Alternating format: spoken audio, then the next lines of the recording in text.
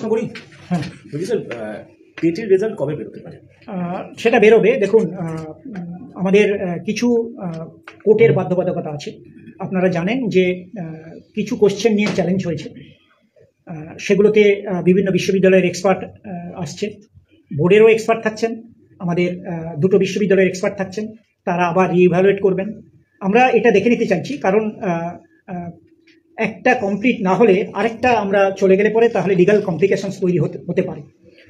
অর্থাৎ আমরা কিন্তু এটা মানে স্বতঃপ্রণোদিতভাবে এটা ডিলে করছি নয়, আমরা রেডি আছি। আমাদের অনেক পরীক্ষার্থী তারা কোর্টে গেছেন, তাদের যে গ্রিভান্স, তাদের যে অভিযোগ, সেটা সত্যি কি মিথ্যে আমাদের এক্সপার্টরা ইভালুয়েট করবেন। করার পরে আমরা 2017, 2022 সেটা কমপ্লিট হয়ে যাবে, তারপরে আমরা এটা পাবলিশ করব। টেটের রেজাল্ট পাবলিশ করবেন 17-22 মানে বুঝলাম না। না, 2017 টেট নিয়েও অভিযোগ আছে। কারণ যারা অনেকেই অকৃতকার্য হয়েছেন, তারা বলছেন যে টেটের কোশ্চেন ভুল আছে। হ্যাঁ, কিন্তু এটা যেহেতু বিচারাধীন বিষয়, আমি মন্তব্য করব না।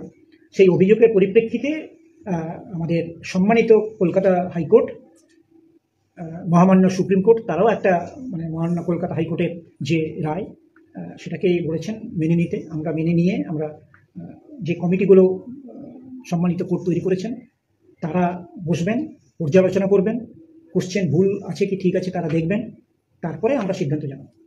মানে আপাতত 2017, 2022 অভিযোগ নিষ্পত্তি না হওয়া পর্যন্ত আপনারা এই লাস্ট যে টেট নিয়েছেন তার এটা আমি বলবো, আমরা আইনি পরামর্শ নিচ্ছিলাম আমরা, কিন্তু এটাকে কমপ্লিট না করে যদি আমরা করে দিই আইনি জটিলতা বাড়বে। মানে 17 আর 22 যতক্ষণ জটিলতা নাম দিচ্ছে 23 রেজাল্ট বেরোচ্ছে।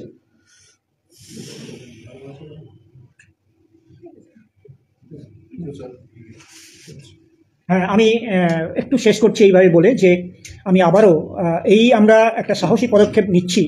আমি আমাদের সম্মানিত মুখ্যমন্ত্রী, রাজ্যের মুখ্যমন্ত্রী এবং আমাদের রাজ্যের শিক্ষামন্ত্রী অধ্যাপক ব্রাত্য বাসুজি এবং আমাদের যে প্রিন্সিপাল সেক্রেটারি, আমাদের আছেন যে সেক্রেটারি বিদ্যালয় শিক্ষা বিভাগ এবং প্রকল্প অধিকর্তা, আমাদের পশ্চিমবঙ্গ রাজ্যের যে সমগ্র শিক্ষা কর্মকাণ্ড তার প্রজেক্ট অধিকর্তা এবং আমাদের যে কমিশনার, আর আছেন আমাদের অ্যাডিশনাল সেক্রেটারি বিদ্যালয় শিক্ষা বিভাগের এলিমেন্টারি এডুকেশন ডিপার্টমেন্টে, সবাইকে আমি ধন্যবাদ দিচ্ছি।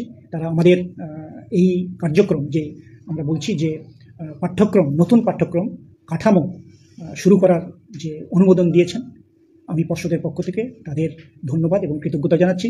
আর কৃতজ্ঞতা জানাচ্ছি আপনারা আমাদের আমন্ত্রণে এসেছেন।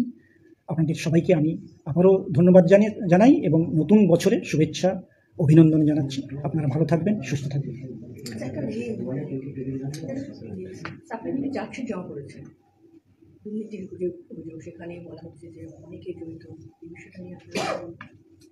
না, এই অংশে আমি এটা বলতে চাইছি না, এটা একটু অন্য এপিসোড।